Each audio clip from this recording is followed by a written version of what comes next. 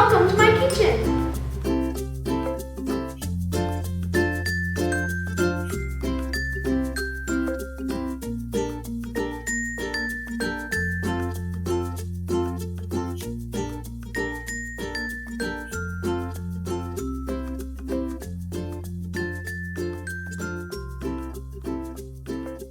I love outdoor cooking. It's the way humans have prepared food since the beginning of time. Cooking over an open fire makes me think of the past and wonder what it was like for kids long ago who did it every day. One thing's for sure, cooking outside definitely brings the world and our food closer together. This episode is dedicated to preparing food outside and being part of the world around us.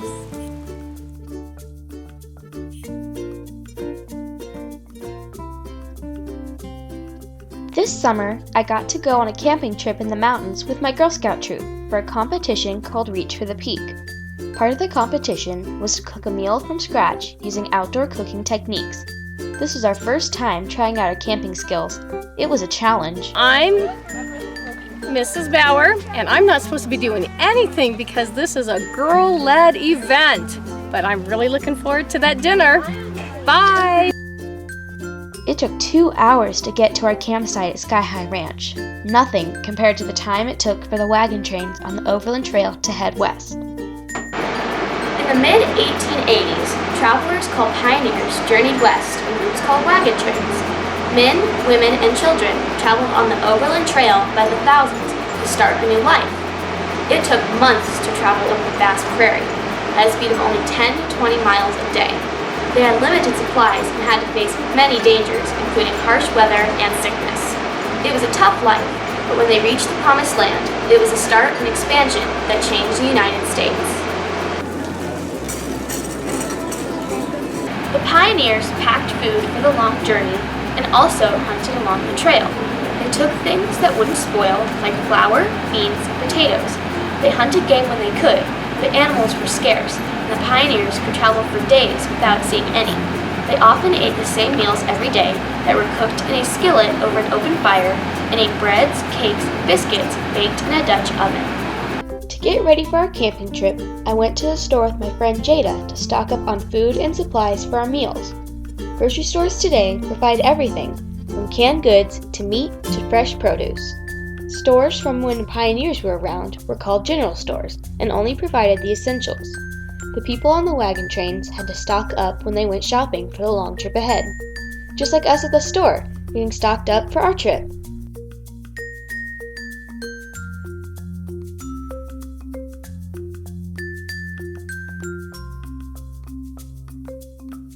Everyone's favorite recipe at camp was my friend Jada and I's s'more cookie pizza. It's a dessert that turns traditional s'mores into an easy-to-make, delicious cookie. We cooked over coals in a Dutch oven, which is a large, heavy pot made out of cast iron. Burning coals are placed under and on top. The heat from the top and the bottom helps to cook or bake the food evenly. But if you're making this recipe at home, you can bake it in your own oven. Now let's get baking. We're going to start with 1 1/4 cups of flour, 1/3 of a cup of graham cracker crumbs, and save out a tablespoon for later.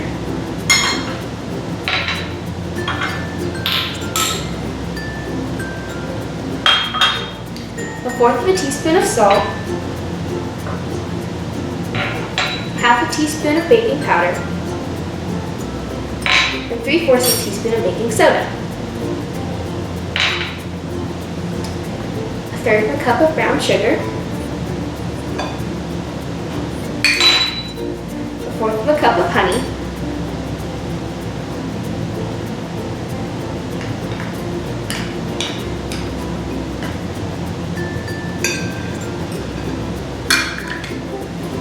1/2 a cup of shortening,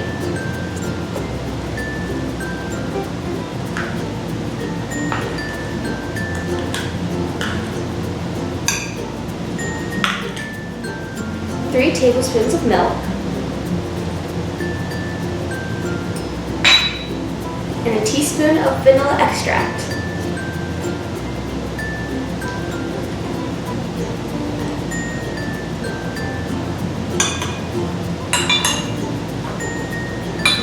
And mix it up.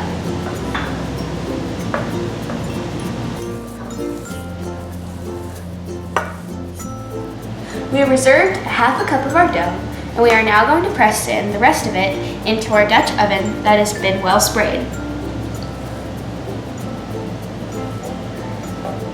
We spray it on the bottom. Try to make a little crust on the edge.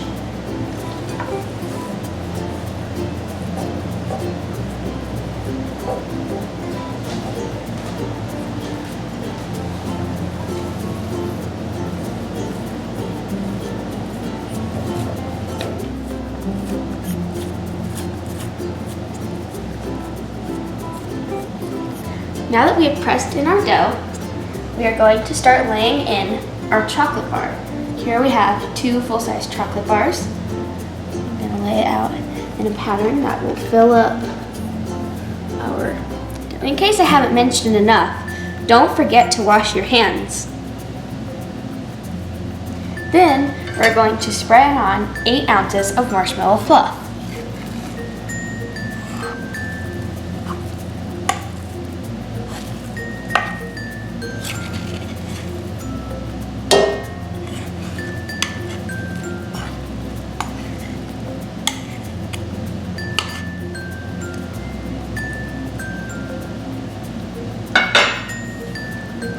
Spread it to the edges.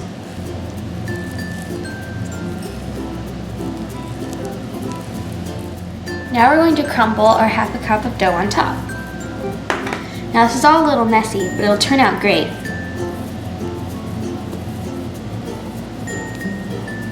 Crumbles on top will make it look really pretty. Crumble it all around.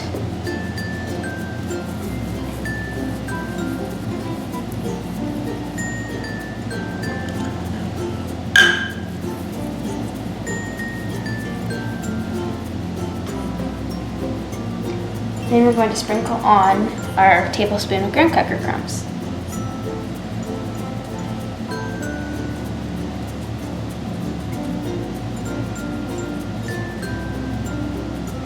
And we're going to bake it in our oven that is set for 325 degrees.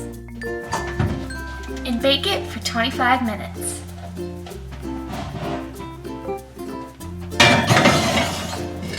And there it is, fresh out of the oven. So here's our finished s'more cookie pizza. Also, if you don't have a Dutch oven, you can use an 8x8 casserole dish. Cooking outdoors really can be easy and fun. And for the pioneers, it was a way of life. If you want the full recipe, click the link below to check out my family's blog. Well, we're heading to a picnic with our s'more cookie pizza. Remember, keep it fresh, keep it healthy, keep it real. Bon appetit!